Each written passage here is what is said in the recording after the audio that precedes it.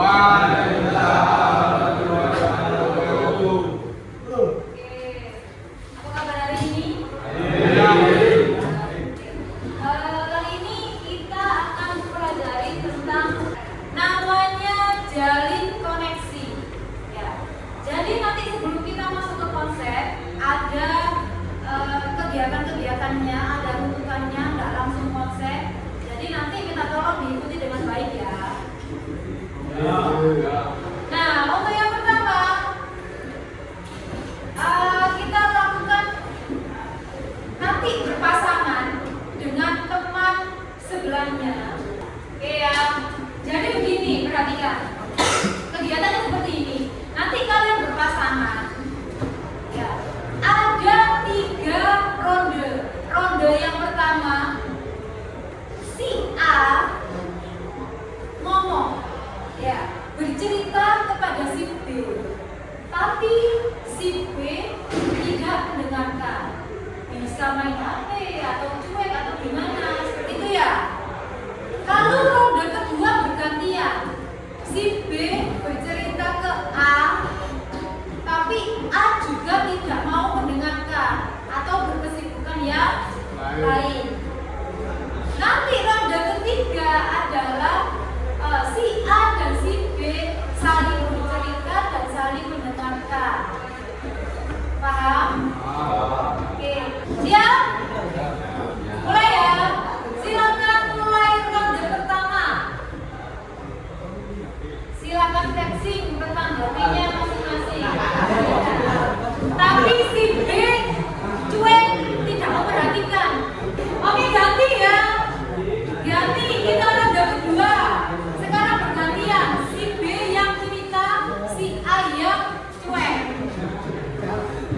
Silakan dimulai. Oke ya, saudara. Kita ganti ronde ketiga. Nah, ronde ketiga ini saling bercerita dan saling masih kita dengan tema yang sama, bertukar cerita. Oke, silakan mulai. Oke, sudah cukup ya. Oke, dari aktivitas itu tadi, kira-kira apa maknanya? Nah, dalam suatu komunikasi saling menghargai. Terus bagaimana perasaan kalian saat kalian dicuekin? Kecewa. Gimana? Kecewa. Sedih. Marah, sedih. Nah, berarti harusnya saat terjadi komunikasinya saling menghargai, apalagi saling mendengarkan, apalagi Saling berbagi pendapat. ya, saling jadi komunikasinya 2 arah ya. Nah, jadi memang dalam suatu komunikasi harus 2 arah, saling menghargai dan masih banyak yang lainnya. Nah, secara konsep di jalin koneksi, rumus komunikasi itu ada yang namanya rumus mendengar aktif. Ya, ada dengar ja. Yang pertama D. Dedikasikan. Jadi dalam komunikasi itu harus ada dedikasi. Dedikasinya itu postur tubuh. Jangan kalian kalau berkomunikasi dengan yang lainnya senderan, terus tidak sopan ya. Dedikasikan postur tubuhnya supaya lawan komunikasinya itu bisa nyaman. Yang kedua, E itu ekspresikan. Jadi kalau dalam komunikasi jangan cuma diem, ekspresinya datar. Itu kan terlihat tidak excited ya. Kalau komunikasi itu ekspresikan mukanya semenarik mungkin. Jangan acuh tak acuh.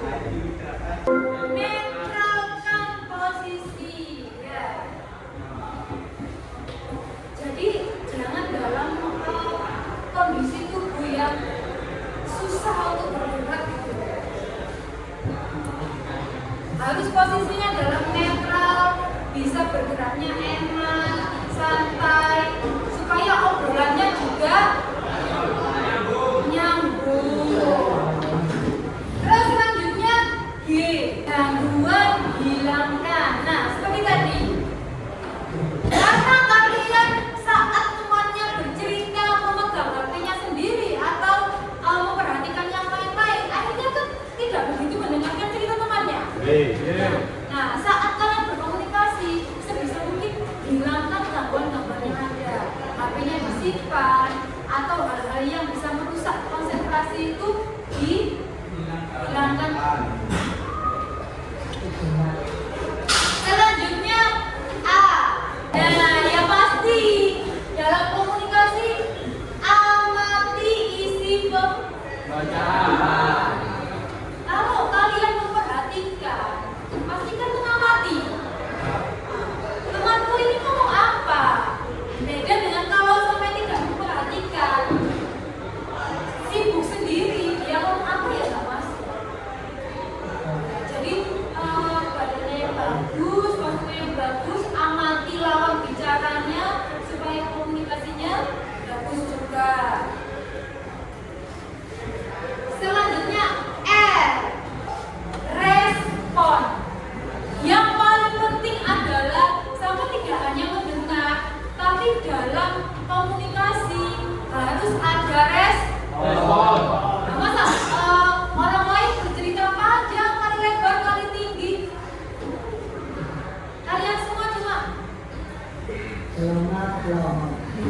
ya kan juga yang bercerita juga pasti kan di dalam hatinya ya, sama tidak, sama seperti kalian tadi, kecewa, marah, seperti itu ya. Jadi iya sakit hati juga ya, Iya. benar ya. Tak bisa tidur. Nah, yang terakhir, jangan Potong. kalau komunikasi itu jangan Potong. Kalau temannya bercerita, dengarkan dulu, baru itu respon. Jangan ceritanya masih gini langsung dipotong. Itu namanya tidak sopan. Dan nanti rumus mendengar aktif ini paham ya? Paham, sudah paham. Paham ya? Ya. Oke. Nah, komunikasi itu bukan salah satu ya, kunci utama untuk menjalin koneksi.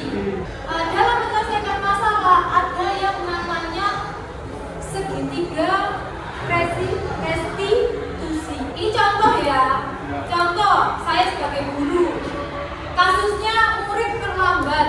Jangan langsung kok terlambat sih, bla bla bla bla. Tidak seperti itu, harusnya melalui 3 tahap. Yang pertama identifikasi. Kenapa kamu terlambat? Apa yang terjadi tadi di rumah? Kok sehingga datang sekolahnya terlambat? Jadi didengarkan dulu apa pokok permasalahannya. Yang kedua, stabilkan. Kalau sudah tahu masalahnya, ya jangan dijudge.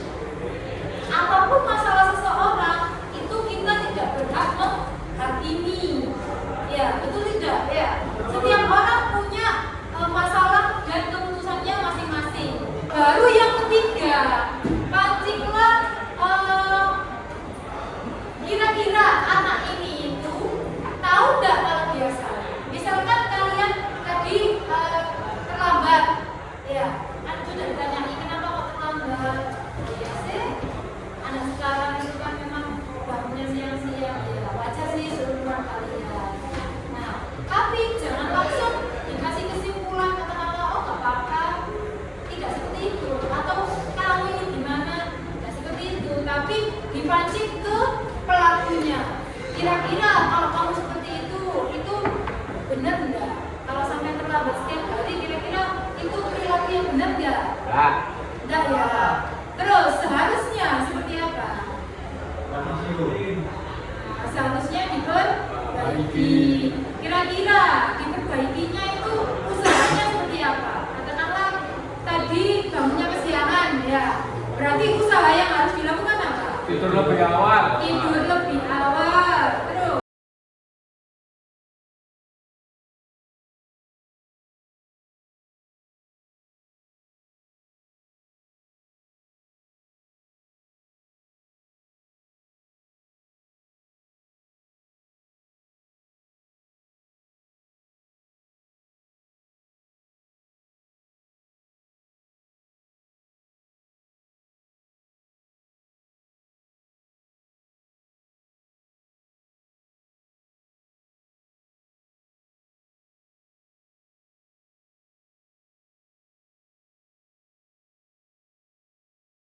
Paham.